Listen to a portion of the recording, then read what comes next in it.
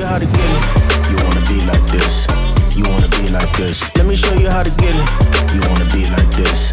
You wanna be like this. Let me show you how to get it like me. Get it like me. Cause the best is what I really might be. Let me show you how to get it. You wanna be like this. You wanna be like this.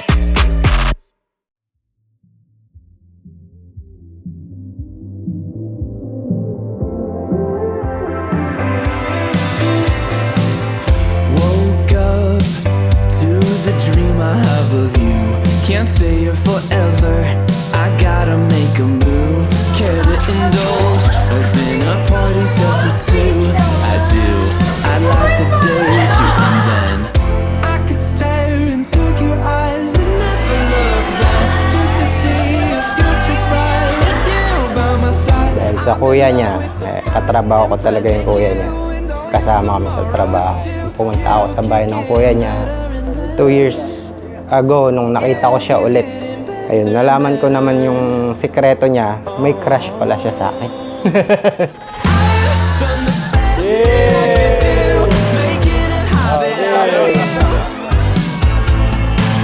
Ang galing ni Lord. Siguro nung time na kinikilig-kilig pa ako, parang siguro natatawa siya sa akin na, mapapangasawa mo yan.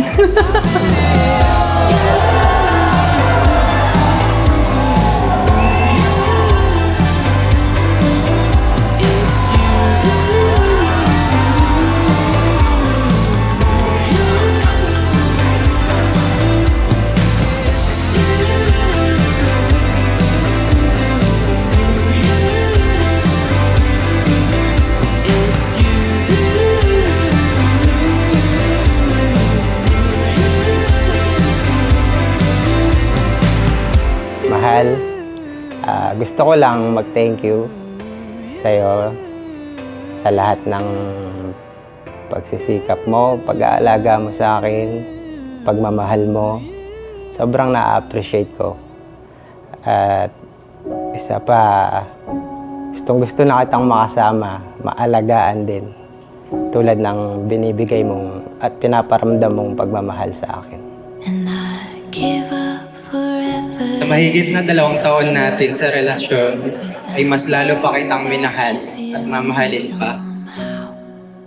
Sa tulong ng Panginoon, ikaw lang nagiging lakas ko. Tuwing mahina ako.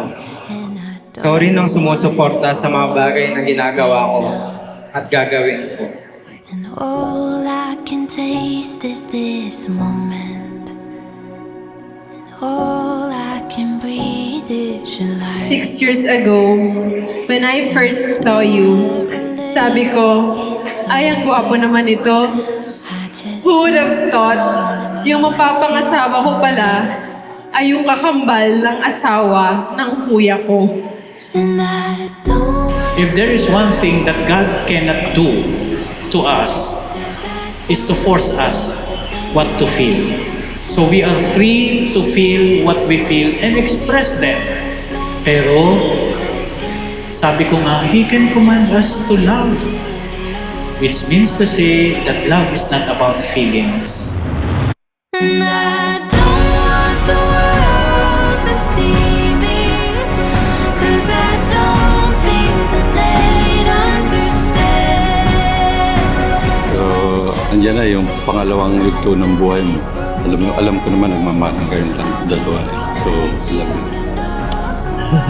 Ako din pala. And I don't want the world to see me, 'cause I don't think that they'd understand. Romance may disappear, but hopefully not. No? But even if it does, remember, love is still there. Because love is either permanent or it is not love at all. I just want you to know who I am. Favorite part ko, siguro yung nire-recall ko yung kung paano kami nag-start. Tapos yung umabot na kami dito. Kumbaga parang, noong una parang pinapangarap lang namin, pinag-uusapan lang namin. Ito, tong araw na to, hanggang sa, eto na kami ngayon, nandito na kami. Ikakasal na talaga. I've been waiting my whole Naaalala ko pa noon, crush lang to. Hanggang sa umalis ka ng bansa at pagbalik mo, ako naman ang wala. At nung magkita ulit tayo 3 years ago, ito na pala yun. Dito na pala papunta yun. I am still in awe on how God created our love story. Take my hand, we'll run like lovers do.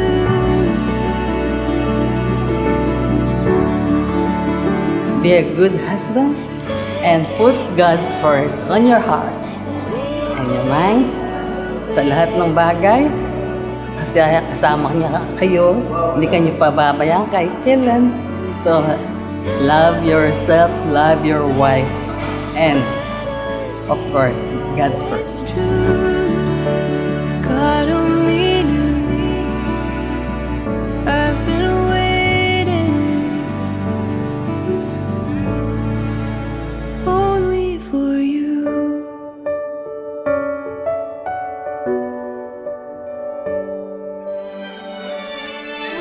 Something happened when Salamat, Jenny Lynn. Dumating ka sa buhay ko. Kaya ngayon, tayo ay nagsumpaan ang pagmamahalan sa altar, sa harap ng Diyos. Paharap tayo sa Diyos just like how we dreamt of this day. Salamat, mahal ko. Thank you for being always here. take my hand, we'll run like lovers do.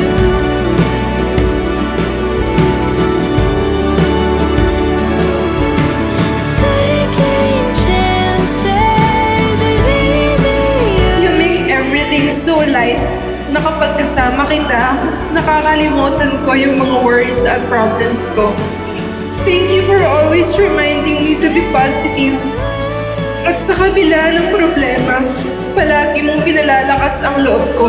Hiling ko na patuloy tayong gabayan ng Diyos para mas maging matatag pa tayo at malampasan lahat ng pagsubok na darating. Only for you.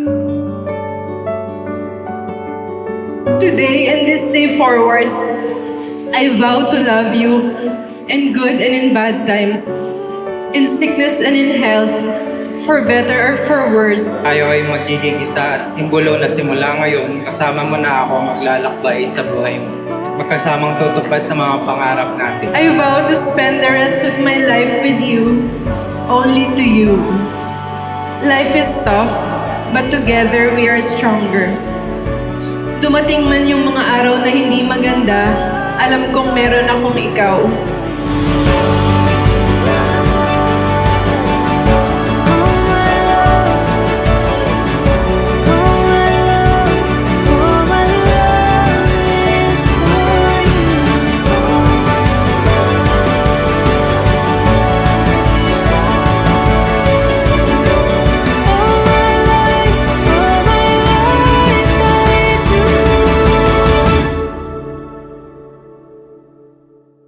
I've been waiting. May the Lord bless our marriage. May He guide us to remain faithful to each other and to teach us to be always patient and understanding, especially in difficult times. I love you so much, asawa ko. Ito na talaga yun, asawa ko na talaga. I love you today, forever, and always. Habang buhay, ikaw lang pipiliin ko at mamahalin ko ng buong buo. Tayong dalawa lang hanggang dulo, asawa ko. Nagluguranda ka sobra, mamaltok. I love you so much.